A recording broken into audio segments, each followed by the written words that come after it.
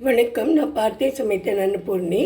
இன்றைக்கி நம்ம சாதாரண இட்லி தோசையே ஒரு டிஃப்ரெண்ட் ஸ்டைலில் பண்ணி பார்க்கலாம். தோசை பார்த்தா கூட சில பேருக்கு அதில் நிறைய எண்ணெய் விடுறோம் அப்படின்னு சொல்லி ப்ராப்ளமாக இருக்கும். அவ்வளோ எண்ணெய் வேண்டான்னு. அப்போ நம்ம இட்லியாக பார்த்துருவோம். அந்த இட்லியில் கொஞ்சம் கூட டேஸ்டியாக பண்ணுறதுக்கு, டிஃப்ரெண்ட்டாக பண்ணுறதுக்கு எப்படி பண்ணுறதுன்னு பார்க்கலாம். இப்போ இட்லிக்கு நம்ம ஒரு மசாலா ஒன்று பண்ணிடலாம். நம்ம எப்போதும் பண்ணுற உருளைக்கிழங்கு மசாலா தான். இது தோசைக்கு நம்ம தொட்டுன்னு சாப்பிட்லாம். இல்லை உள்ள தோசைக்குள்ளேயும் வச்சு மசாலா தோசை மாதிரி பண்ணிக்கலாம். இதுக்கு ஒரு 4-5 உருளைக்கிழங்கு நான் வேக வச்சு தோலை உரித்து வச்சுட்டுருக்கேன். இங்கே வெங்காயத்தை கொஞ்சமாக கட் பண்ணிட்டுருக்கேன். அதுக்கப்புறம் இது ஜீரகப்பொடி, தனியா பொடி ரெண்டும் கொஞ்சம் கொஞ்சம் எடுத்து வச்சுட்டுருக்கேன். இது மிளகா பொடி, இது மஞ்சப்பொடி, இது தவிர பெருங்காயம், உப்பு இது தேவை. அதுக்கப்புறம் உங்களுக்கு வேணும்னாக்கா நீங்கள் மற்ற மசாலா உங்களுக்கு ஏதாவது தேவையாக இருந்தால் அதெல்லாம் போட்டுக்கலாம். ஆனால் நான் அதெல்லாம் போட போகிறதில்ல. இப்போ முதல்ல கொஞ்சமாக கேஸை ஏற்றிட்டு அதை கொஞ்சம் கம்மியாக சூடில் வச்சுட்டு முதல்ல இந்த வெங்காயத்தை வதக்கிக்கலாம். நான் எண்ணெய் எதுவுமே விடலை. நான் கட் பண்ணி வச்சுட்டு வெங்காயத்தை தான் போட்டிருக்கேன். இது கொஞ்சம் வதங்கிட்டோம். வதங்கின அப்புறமா நான் உருளைக்கிழங்கு ஆட் பண்ணி எல்லா பொடியும் ஒவ்வொன்றா போட்டுக்கிறேன்.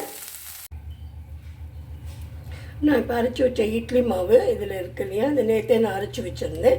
இதை இந்த இட்லி பிளேட்லாம் நான் போட்டுட்டேன். எல்லாம் ருப்பி வச்சுருக்கேன். ஃபுல்லாக ருப்ப வேண்டாம், அரை பாகம் ருப்பினா போகிறோம். கொஞ்சம் தின் இட்லியாக அது வந்தால் போகிறோம். அதுக்கப்புறமா இந்த ஸ்டாண்டில் வச்சு நம்ம குக்கரை வச்சு வேக வச்சிடலாம். இப்போ நம்ம வெங்காயம் நல்லா வதங்கிட்டு இது கூட நம்ம உருளைக்கிழங்கெல்லாம் போட்டுடலாம். நான் இப்போ இட்லியை ஸ்டாண்டில் போட்டு தட்டு போட்டு மூடிட்டு அதனோட மேல் லிட்டை போட்டு இங்கே உருளைக்கிழங்கு போட்டு கொஞ்சம் எல்லாத்தையும் நல்லா சேர்ந்து வர வரைக்கும் கொஞ்சம் இறக்கி கொடுத்துருக்கேன். இப்போ எல்லா பொடியையும் ஒன்று ஒன்றா போட்டுடலாம். இதில் உப்பு போட்டுட்டு பெருங்காயமும் சேர்த்து நம்ம போட்டுக்கலாம்.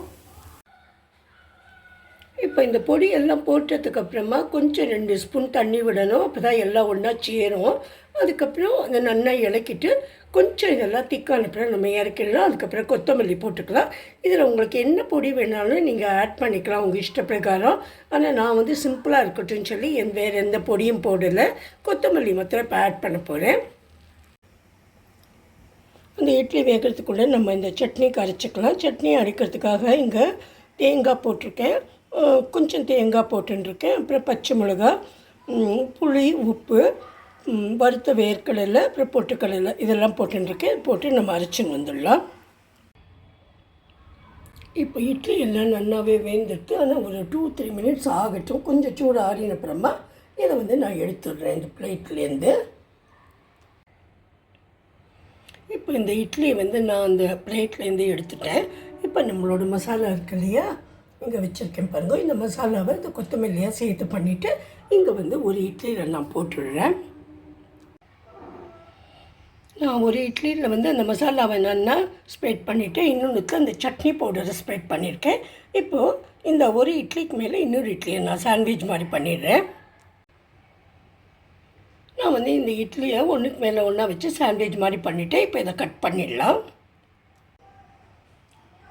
இப்போ நம்ம இட்லி சாண்ட்விச் ரெடி ஆகிட்டு, சொட்டு கூட எண்ணெயே கூடாது அப்படின்னா நீங்கள் இப்படியே சர்வ் பண்ணிடலாம். ஆனால் நான் இதை கொஞ்சமாக தவாவில் எண்ணெய் விட்டுட்டு அதை லேசாக டோஸ்ட் பண்ணிவிட்டு அதுக்கப்புறமா கொடுக்க போகிறேன்.